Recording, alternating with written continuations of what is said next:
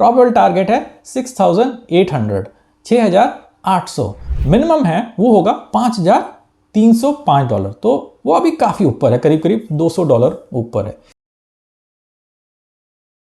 नमस्ते दोस्तों, शनिवार शोध में गोल्ड का एनालिसिस कर लेते हैं। तो पिछले सप्ताह हमने बात करी थी कि गोल्ड में एक ऑरेंज वेव चल रही है जो गोल्ड के प्राइस को काफी ऊपर तक लेके जाएगी, और हमने कुछ लेवल्स भी लिखे हुए थे। 5920 जो एक मिनिमम टारगेट है और प्रॉबेबल टारगेट है 6800, 6800। तो 6800 तो काफी बड़ा नंबर लगता है, लेकिन इसका मैक्सिमम टारगेट मैंने नहीं लिखा था। इसका मैक्सिमम टारगेट तो उससे भी बड़ा है, तो उसकी बात हम बाद में करेंगे। पहले देख लेते हैं कि ऑरेंज वेव में क्या हो रहा है।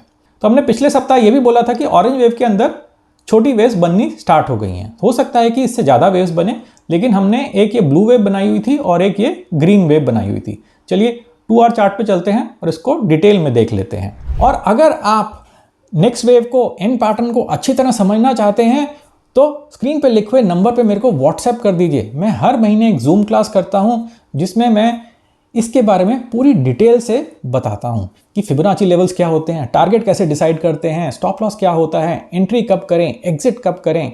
तो आप व्हाट्सएप कर दीजिए, मैं आपको क्लास की पूरी डिटेल्स भेज दूंगा।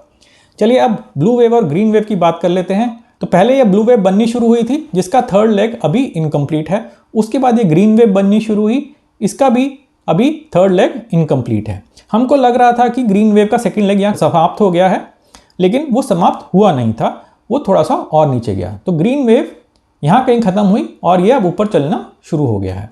आपकी कंफर्मेशन भी आ गई है कि ग्रीन वेव का थर्ड लेग शुरू हो चुका है। तो ग्रीन वेव का थर्ड लेग कहाँ तक जाएगा वो अभी देख लेते हैं।